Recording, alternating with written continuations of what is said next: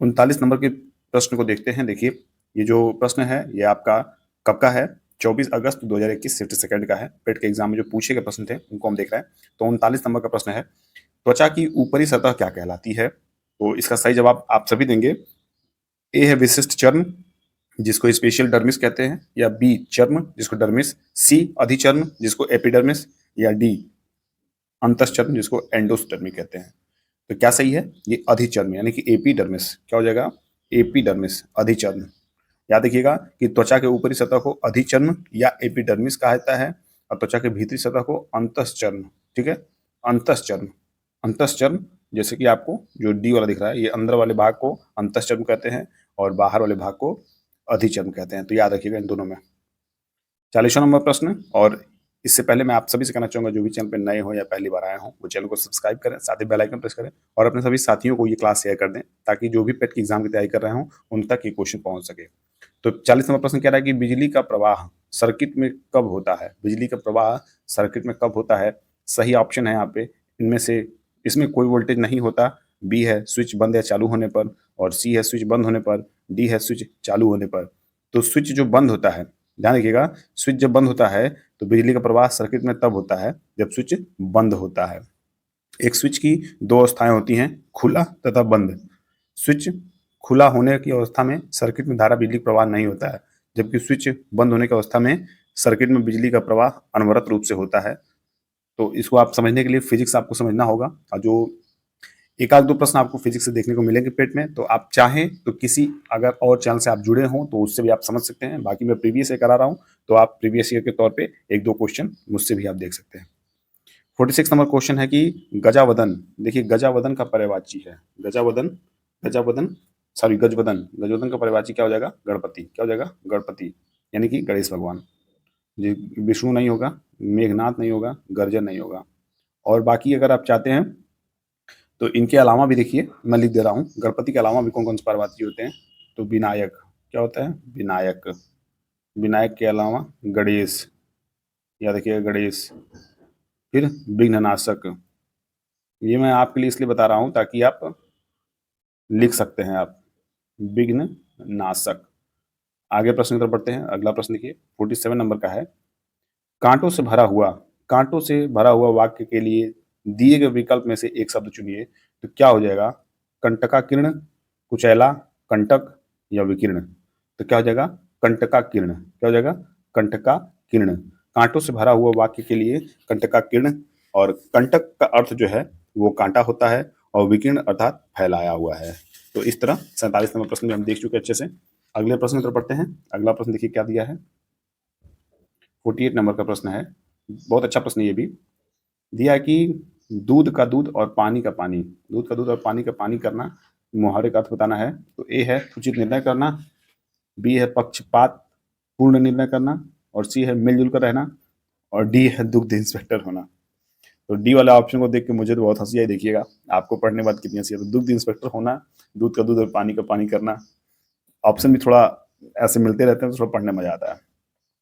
तो दूध का दूध और पानी का पानी होना मतलब उचित निर्णय करना। ठीक है, अगर जैसे कोई भी चीज़ दूध है और उसमें पानी मिलाया है, तो दूध को अलग कर दिया गया और पानी को अलग कर दिया गया, इसका मतलब है कि उनमें से उचित मात्रा में जो दूध है वो भी अलग हो गया और उचित मात्रा में पानी भी अलग हो गया। इस प्रकार उचित निर्णय करना इसका सही अर्थ होगा।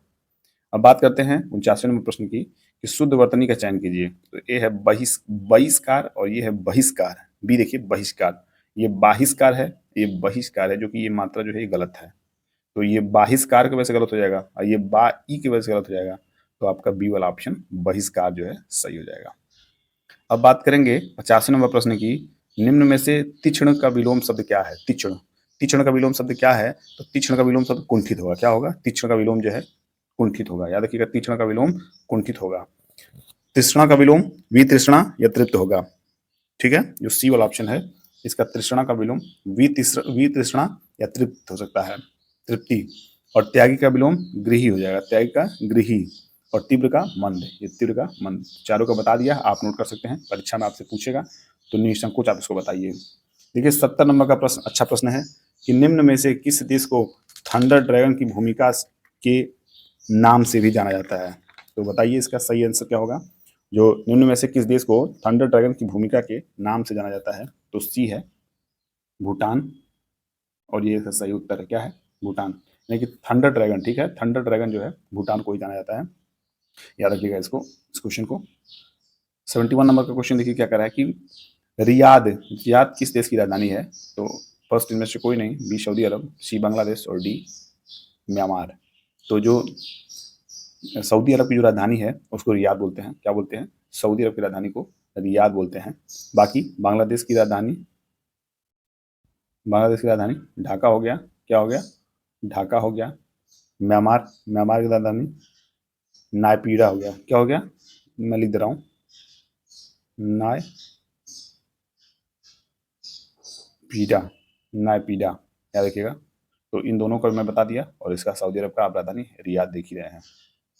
अगले प्रश्न पे चलते हैं। 73 नंबर का प्रश्न है, क्या कह रहा है कि राज्यसभा के चुने हुए सदस्यों का कार्यकाल कितने वर्ष का होता है? राज्यसभा के चुने हुए सदस्यों का कार्यकाल कितने वर्ष का होता है? तो राज्यसभा के जो चुने जाते हैं वो 6 वर्ष के होते हैं। क्या होते हैं? 6 वर्ष के होते हैं। और जबकि लोकसभा 5 वर्ष। और समझिएगा, हर 2 साल पे, हर 2 साल पे इनके जो हैं 1/3, कितने? 1/3 लोग जो हैं वो मतलब हटा दिया जाता है। उनका 6 वर्ष पूरा पूरा होता है। तो इस तरह हर 2 साल पे 1/3, 1/3, 1/3 से करते करते इनको, इनका कार्यकाल खत्म किया जाता है। बाकी 6 वर्ष का कार्यकाल होता है। 74 नंबर का प्रश्न है, क्या है देखिए जरा, कि विश्व में संयुक्त राष्ट्र दिवस कब मनाया जाता है? विश्व में संयुक्त राष्ट्र दिवस कब मनाया जाता है? तो 24 अक्टूबर को संयुक्त राष्ट्र दिवस मनाया जाता है। अगर आपसे पूछे तो निसंकोच आपको 24 अक्टूबर जो है टिक करना है। 24 अक्टूबर 1945 को स्थापना हुई थी। कब हुई थी? 24 अक्टूबर 1945 को संयुक्त राष्ट्र दिवस की स्थापना हुई थी। आखिरी प्रश्न है हमारा, देखिए जरा, आखिरी प्रश्न क्या है कि अंतर्राष्ट्रीय न्यायालय कहाँ स्थित है? तो आपको पता होना चाहिए कि हेग में स्थित है। कहाँ है? द हेग में स्थित है। अंतर्राष्ट्रीय जो न्यायालय है वो नीदरलैंड, कहाँ है? नीदरलैंड, याद रखिएगा, नीदरलैंड के हेग में स्थित है। तो इस तरह ये प्रश्न और ये क्लास यहाँ समाप्त होता है। और मुझे उम्मीद है ये क्लास भी आप लोगों को बेहतर समझ में आया होगा और बेहद पसंद आया होगा। तो चलिए, जो भी हो कमेंट करके बताइए। आप लाइक करिए उस क्लास को, और ज़्यादा से ज़्यादा अपने सभी साथियों को शेयर करिए। तो शुभकामनाएं आपके साथ हैं। पढ़ते रहिए, मस्त रहिए, स्वस्थ रहिए। मिलते हैं अगली क्लास में। तब तक के लिए बाय बाय, टेक केयर।